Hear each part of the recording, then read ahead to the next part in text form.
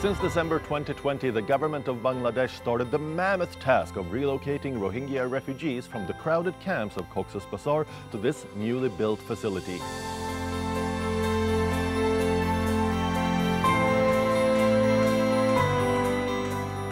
In total, about 100,000 Rohingya refugees will be relocated here to Bhasan Char.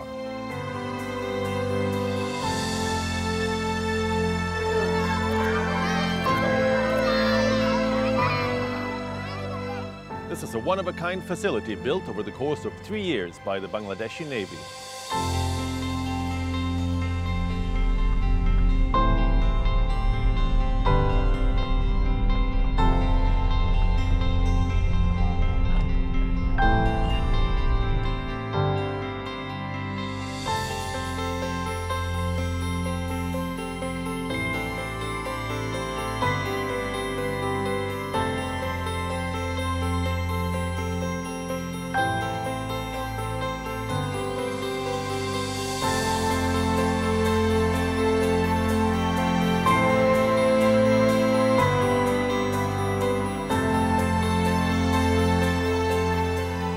What is at stake for the country of Bangladesh? Why is this plan considered controversial?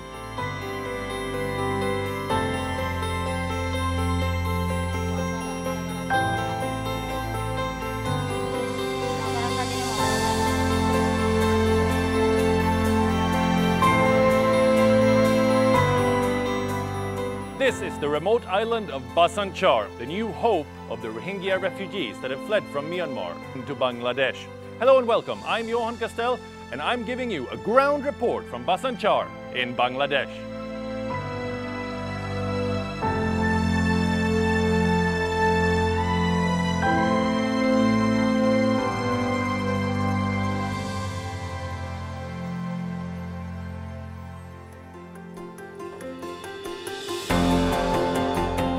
Being a street photographer and a journalist, I have always loved to explore new places. So when this opportunity to visit Rohingya refugee camps in Bangladesh first came up, I was immediately intrigued. The Rohingya refugee situation has been described as one of the worst humanitarian and human rights crises of our times, and I wanted to meet these people and hear their stories.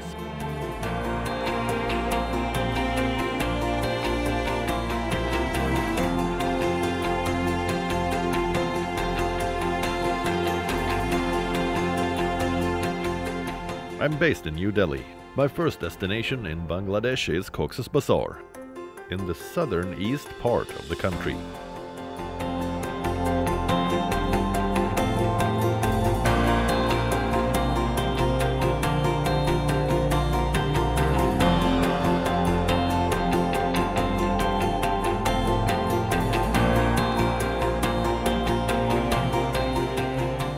Did you know that 4 years ago, Cox's Bazar, now synonymous with Rohingya refugees, was known as Bangladesh's most famous tourism site, thanks to this natural sea beach. This is in fact the longest natural sea beach anywhere in the world. But things changed in 2017.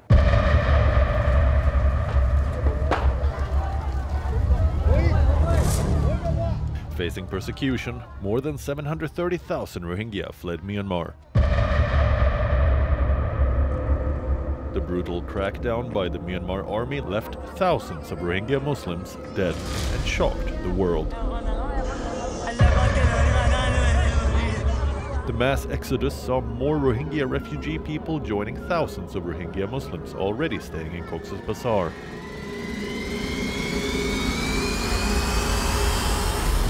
As they arrived, the authorities cleared forests and built shelters from mud and bamboo to create a sprawling mass of camps that now house more than 860,000 people, of which 80% are women and children.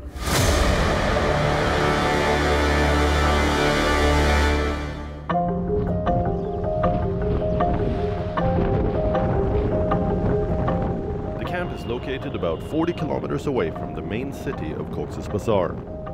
I could see the barbed wire fences from much before we reached the main gate.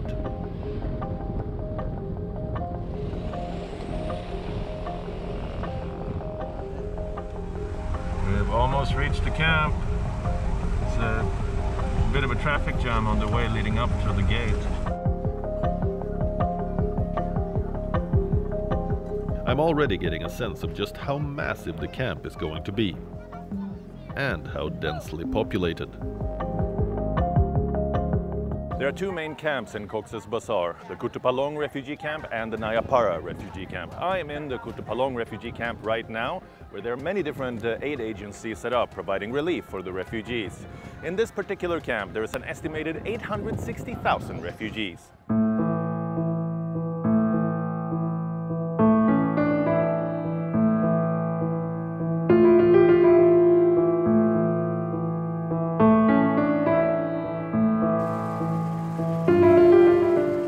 The United Nations warns that up to 500,000 refugees living here are at risk of exploitation. And with the spread of the coronavirus pandemic, the challenges have increased many folds.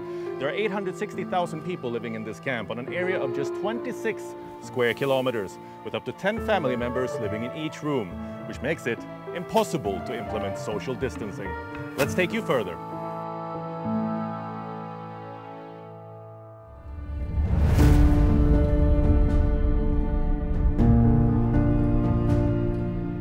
There are many other challenges. The employment opportunities are limited in Cox's Bazar. Things like human trafficking, drug dealing, and theft. It's a huge challenge for Bangladeshi authorities.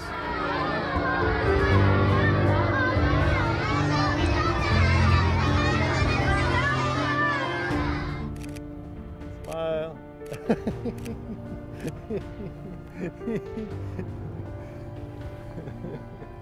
I saw you.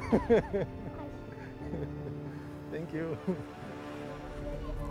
So from 2017 to 2019, there was an estimated 91,000 children that were born in this camp, according to a UN survey. This is obviously leading to a huge concern if the population continues to grow in this manner. This is something that aid agencies and the Bangladeshi government are working hard on to curtail.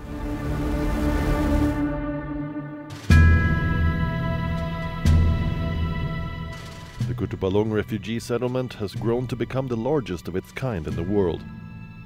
Providing basic amenities such as food, water and medicines is a huge challenge. And despite best efforts by the Bangladesh government, the infrastructure is stretched to the limit. So what's the solution? Perhaps this. Basanchar is roughly 123 kilometers away from Cox's Bazar. Formed by Himalayan silt in 2006, the island spans about 40 square kilometers. The Bangladeshi government has been getting the island ready to host about 100,000 Rohingya refugees. It's a temporary relief facility, meant to house them until their repatriation to Myanmar.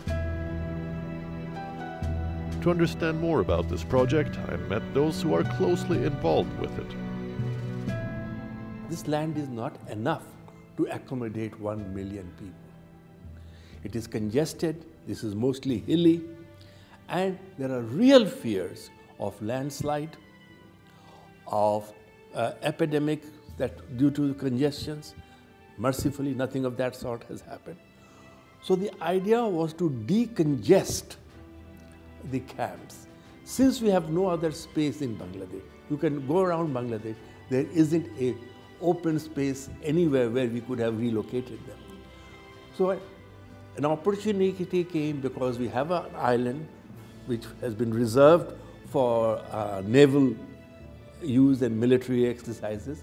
our Prime Minister, again out of concern for the inhabitants of the camp, at a very considerable cost, built some accommodations to accommodate up to 100,000 people on the island.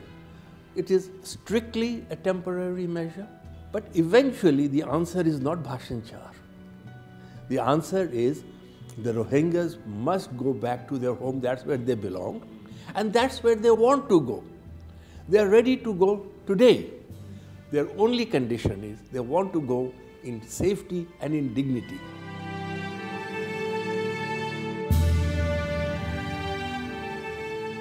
It's a cyclone-prone area, along the threat of earthquake, fire, or landslide. For this reason, for the sake of safety and security, government have decided to relocate some portion of these Rohingya people. So the island is safer than the Much Cox's more camps? safer and well organized. Right. We made it well organized. If you compare the situation here, what is prevailing here, there in the large camps, every 22 people using one toilet. Yeah. But in Bhasanchar, they have the toilet facility for 9 to 11 people for one toilet.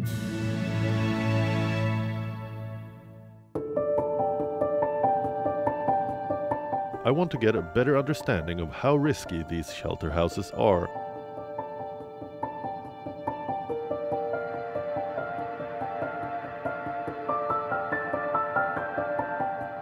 So I've been informed that 10 people that lived in this house have been moved now to Bhasanchar.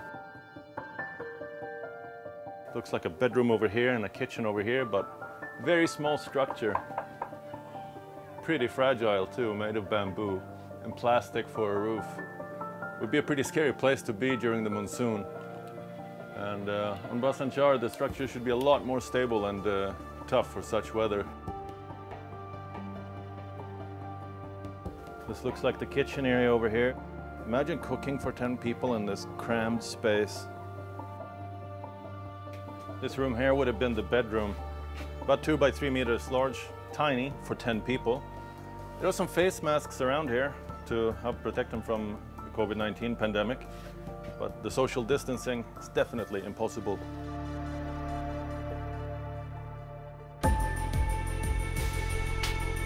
Before I move out of this camp though, I want to meet some Rohingyas to find out how they feel about their upcoming relocation. Everyone wants to live in their own country. In Cox's Bazar, a lot of people live together. It gets very cramped as the camp is quite small and not suitable for so many people.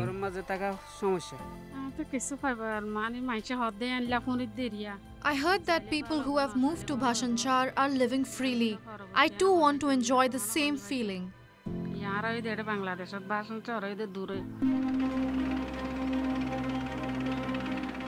I've heard and read reports of how Bangladesh is literally forcing the Rohingyas to move to the island against their wishes, but these people prove otherwise. Now I'm going to visit the island to see what it's like with my own eyes.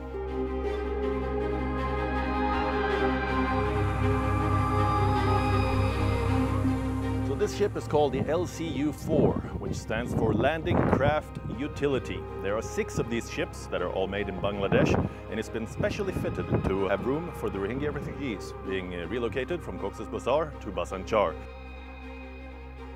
They can fit up to 320 refugees per ship, and making up for a total of about 1,500–1,600 refugees per day of relocation efforts, which is certainly what's required if you're going to relocate 100,000 refugees.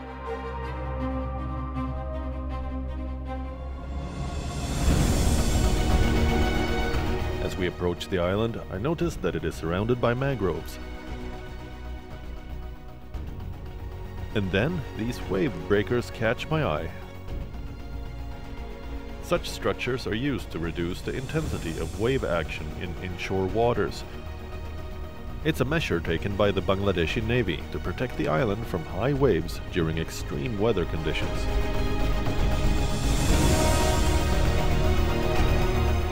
Before heading inside the island, I make a quick stop at this long embankment that has been made to protect the island from flooding during cyclones.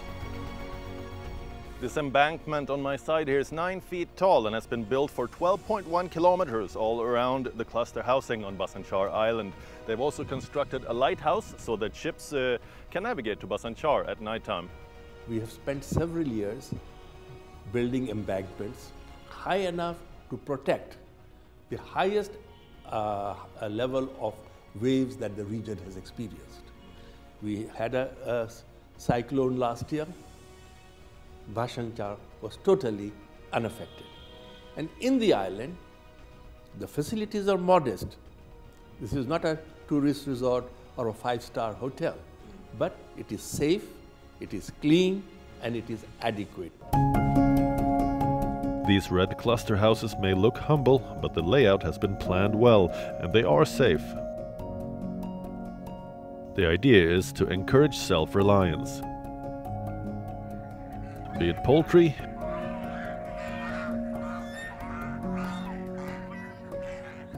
sheep farming,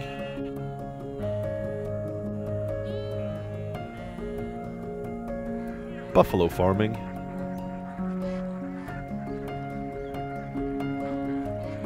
and even kitchen gardening. I must say that I'm quite impressed by the facilities that I see.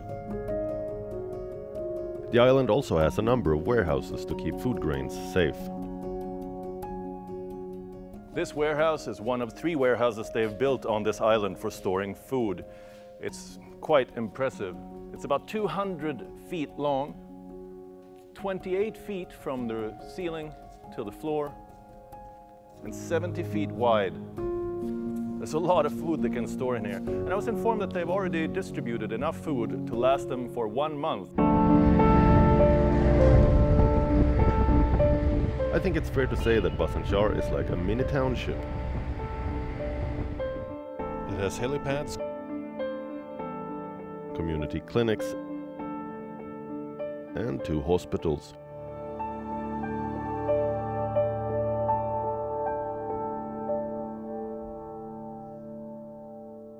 So as you know that this cluster house area, out of 13,000 acres of the land, this is the high ground.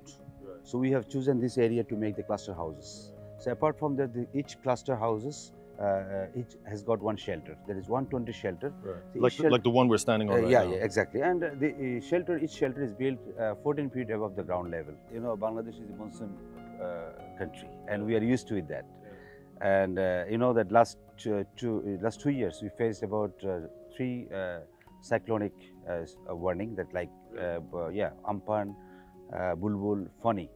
So all the 3 during these 3 cyclonic storm, the water level was only 3 to 4 feet. It remained outside the embankments. I've seen that you have solar panels everywhere and solar lights. Would you like to talk about the sustainability and like is this place self-sustained when it comes to power generation, or do you have to have generators running? Or? Actually, we have a 1 megawatt solar hybrid solar plant, and in addition 2 megawatt generator for the centralized system. I see. But apart from that, we have separate each house and shelters has got the separate solar for the day and night services.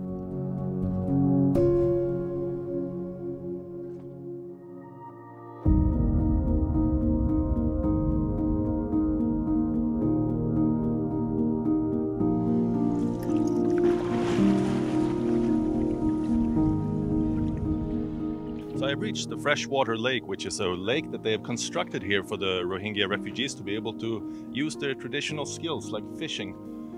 As they come from a coastal area in Myanmar originally, fishing is a skill set they've developed. The biggest fish I've seen them catch is only about this big.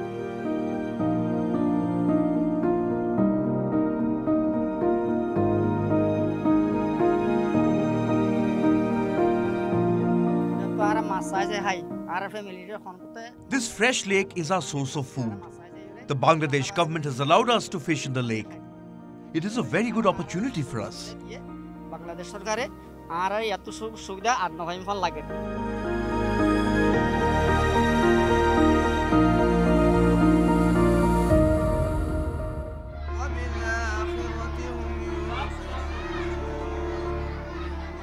A few steps away, I find myself at a school where informal education is underway.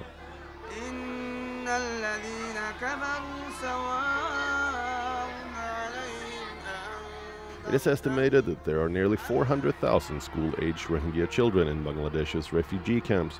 Most fled the Myanmar military's brutal campaign of ethnic cleansing. Thousands were born in these camps, their futures paralyzed by a state of uncertainty. Hopefully they will find some semblance of normality here at Bhasan Char.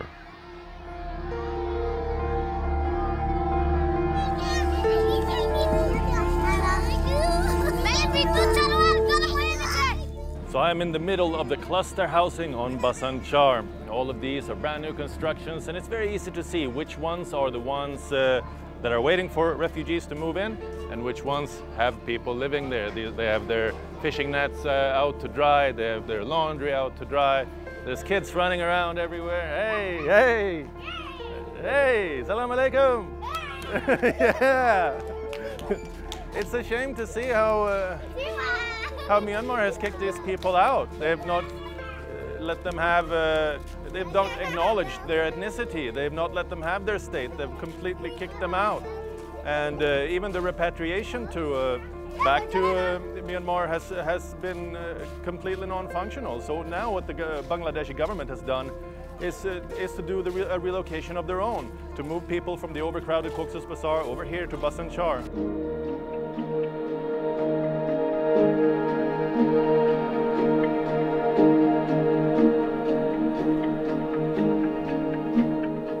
So this is one of the courtyards for the cluster housing. Each cluster contains 12 different buildings, where each building has 16 rooms.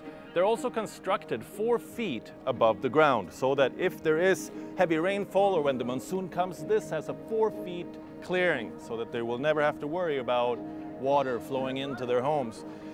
Each courtyard is also set up a little bit differently for each one of the 3 different courtyards for each cluster. Here they've built a few different separations, perhaps for having chickens or such things. There's a pond here in the middle, which this courtyard has.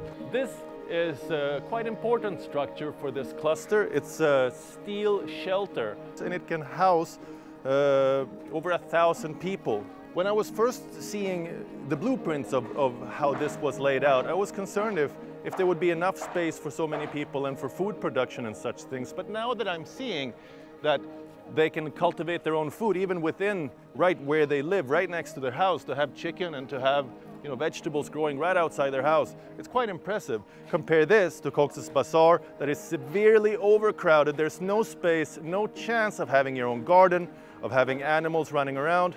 It's a completely different world. This is exactly what's needed if they're going to have a decent lifestyle.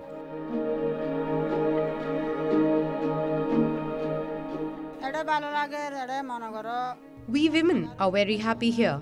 Our children can finally go to school. This island is spacious and we can move freely. The roads too are very well planned.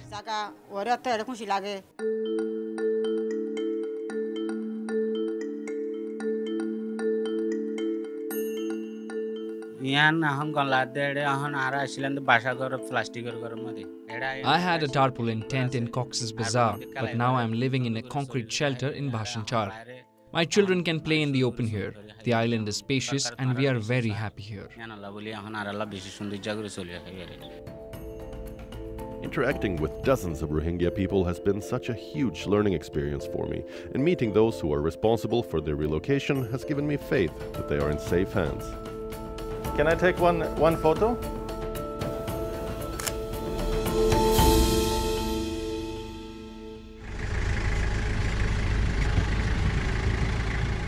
My stay here is almost over, but before I go, I want to go and meet the island's football team. I'm joining the red team. I'm a bit scared because the blue team looks pretty strong. Alaikum salam.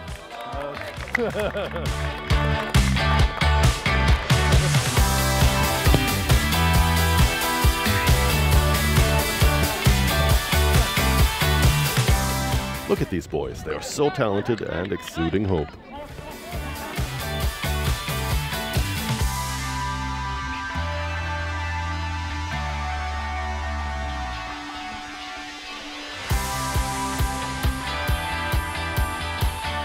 We're happy that you came here to play football with us. It was indeed a wonderful experience.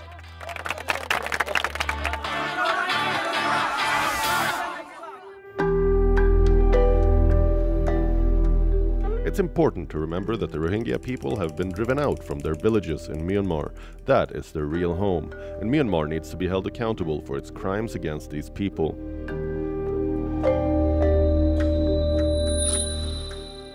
It also needs to bring them back, and repatriation will only happen if there is enough international pressure.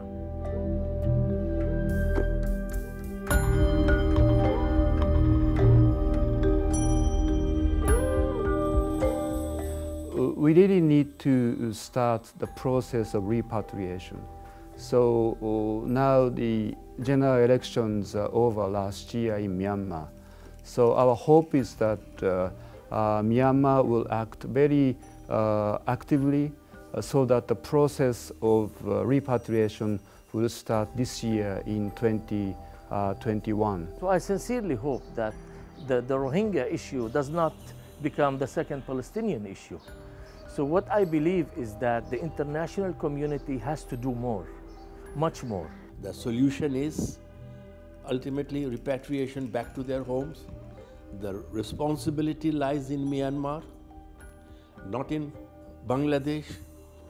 And it is for the international community to work with us to make sure that conditions are such in Myanmar that these people can go back, live safely with good human dignity.